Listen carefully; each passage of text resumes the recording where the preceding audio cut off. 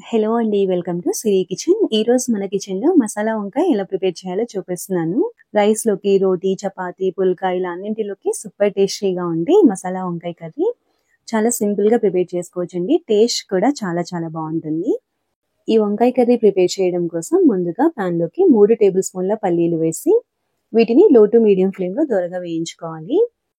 ఇవి కొద్దిగా వేగిన తర్వాత ఇందులోకి 2 టేబుల్ స్పూన్ల ధనియాలు వేసుకోండి. అలాగే ఒక 4 లవంగాలు, 2 ఇంచుల దాల్చిన చెక్క, ఒక 2, 3 ఇలాచీని కూడా వేసుకొని వీటిని కూడా చక్కగా వేయించుకోవాలి.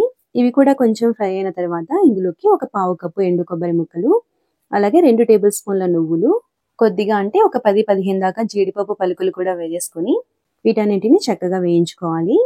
ఈ విధంగా వేయించుకున్న తర్వాత స్టవ్ ఆఫ్ చేసుకుని పూర్తిగా చల్లారనివ్వాలి. ఇవి చల్లారేలోపు నెక్స్ట్ ప్రాసెస్ చూద్దాము.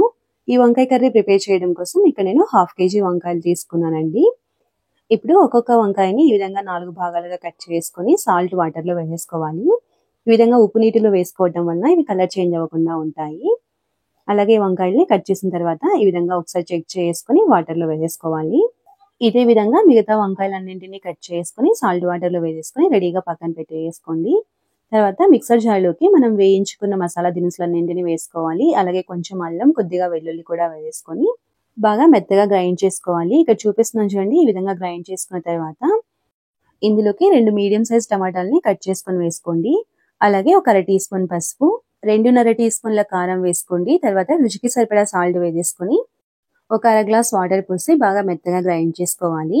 ఇక్కడ చూపిస్తున్న విధంగా బాగా మెత్తగా గ్రైండ్ చేసిన తర్వాత ఈ మసాలా పేస్ట్‌ని రెడీగా పక్కన పెట్టేసుకోండి. ఇప్పుడు పాన్‌లోకి 3 లేదా 4 టేబుల్ స్పూన్ల ఆయిల్ వేసి, ఆయిల్ కొద్దిగా హీట్ అయిన తర్వాత మనం కట్ చేసి పెట్టుకున్న వంకాయల్ని వేసేసుకొని ఈ వంకాయలు బాగా సాఫ్ట్‌గా అయ్యేంత వరకు ఫ్రై చేసుకోవాలి. అంటే ఒక 80-90% వరకు ఫ్రై చేసుకోవాలి. ఇక్కడ చూపిస్తున్న విధంగా బాగా ఫ్రై చేసుకున్న తర్వాత వీటిని ఒక ప్లేట్‌లోకి తీసుకొని రెడీగా పక్కన పెట్టేసుకోండి. ఇప్పుడు ఇదే పాన్‌లోకి ఆయిల్ తక్కువగా అనిపిస్తే కొంచెం ఆయిల్ వేసుకోండి. ఈ వంకాయ కర్రీకి ఆయిల్ కొంచెం ఎక్కువగానే పడుతుంది. ఇప్పుడు ఇందులోకి ఒక అర టీ స్పూన్ జీలకర్ర, అలాగే కొద్దిగా కరివేపాకు, ఒక 2, 3 పచ్చిమిర్చిని కట్ చేసుకొని వేసుకోండి. అలాగే ఒక 2, 3 మీడియం సైజ్ ఉల్లిపాయల్ని చిన్నగా ముక్కలుగా కట్ చేసుకొని వేసేసుకొని వీటిని లైట్‌గా ఒక 2 నిమిషాల పాటు ఫ్రై చేసిన తర్వాత ఇందులోకి అంటే ఈ ఉల్లిపాయ ముక్కలకి సరిపడా ఒక పావు టీ స్పూన్ పసుపు, కొద్దిగా సాల్ట్ వేసుకొని ఈ ఉల్లిపాయ ముక్కల్ని బాగా కలర్ వచ్చేంత వరకు వేయించుకోవాలి.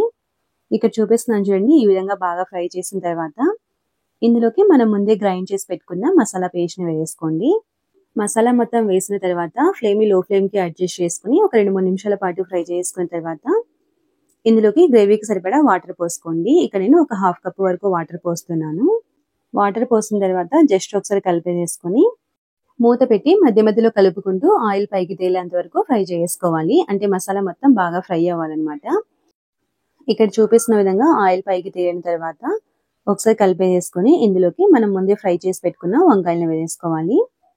వంకాయలు వేసి జస్ట్ ఈ విధంగా వంకాయకి మసాలా పట్టేటట్టు కలిపేసుకొని మూత పెట్టి ఇంకొక 2, 3 నిమిషాల పాటు ఫ్రై చేసుకుంటే సరిపోతుంది.